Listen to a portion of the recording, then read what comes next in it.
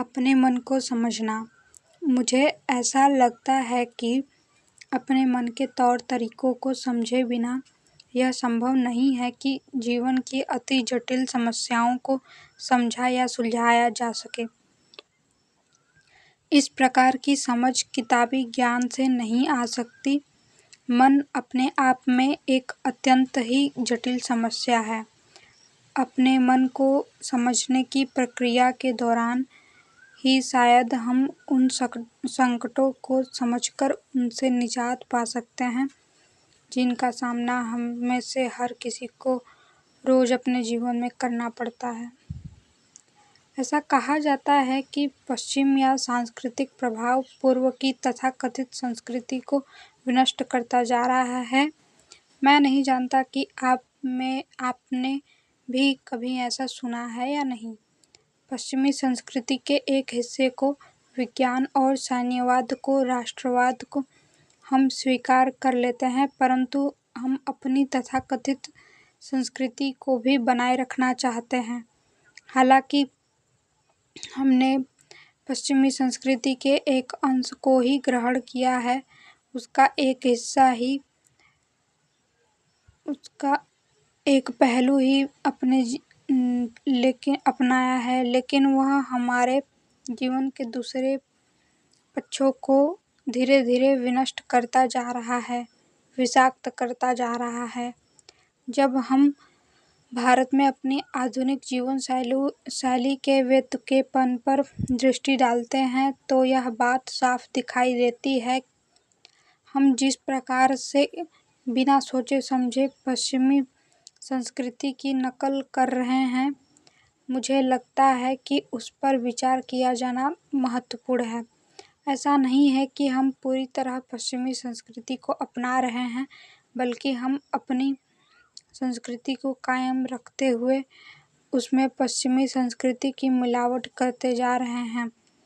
पश्चिमी संस्कृति को पूरी तरह अपनाना उतना नुकसानदायक नहीं है जितना कि अपनी संस्कृति में उसकी मिलावट करना।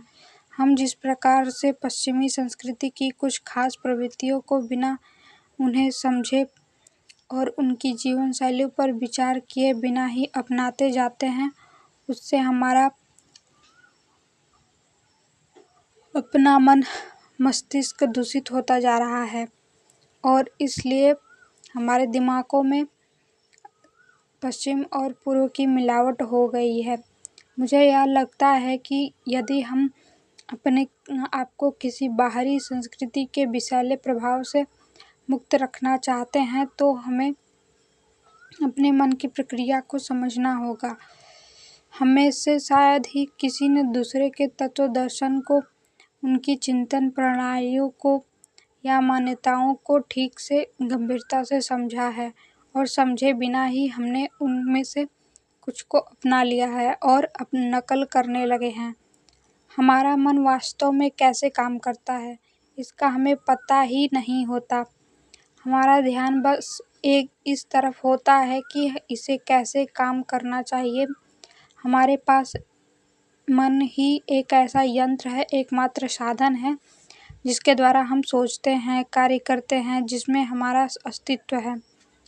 हम सभी के भीतर जो मन कार्य कर रहा है, यदि उसकी क्रिया प्रणाली को हम नहीं समझ पाते तो किसी भी समस्या से हमारा सामना होने पर वह और अधिक जटिल और भी अधिक विनाशकारी हो जाएगी। इसलिए मुझे लगता है कि अपने मन को समझना ही पूरी शिक्षा का सबसे पहला मूलभूत कार्य है। हमारा मन आपका और मेरा मन क्या है? शंकराचार्य या बुद्ध या किसी अन्य के मतानुसार नहीं। मुझे सुनते समय ही मेरे वर्णों में न जाकर आप अपने ही मन को कार्य करता हुआ देखें, तब विचार करके समूचे प्रश्न की छानबीन करना लाभकारी और उपयोगी होगा। हमारा मन क्या है?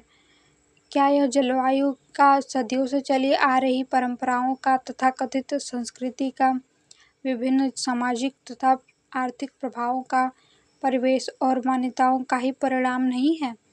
धर्म व तथाकथित ज्ञान और सतही जानकारी के माध्यम से हमारा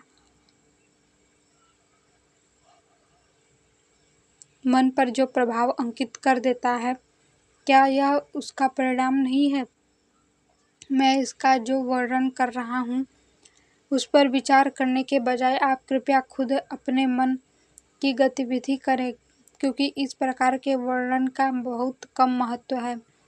यदि हम अपने मन की गतिविधि को देख सकें तो जीवन की समस्याओं से वास्ता पड़ने पर संभवतः हम उनका मुकाबला कर सकेंगे। मन चेतन एवं अचेतन इन दो हिस्सों में बटा होता है, और यदि हम इन दो शब्दों का प्रयोग न चाहें तो इनके स्थान पर क्रमशः ऊपरी और सुप्त इन दो शब्दों का इस्तेमाल कर सकते हैं।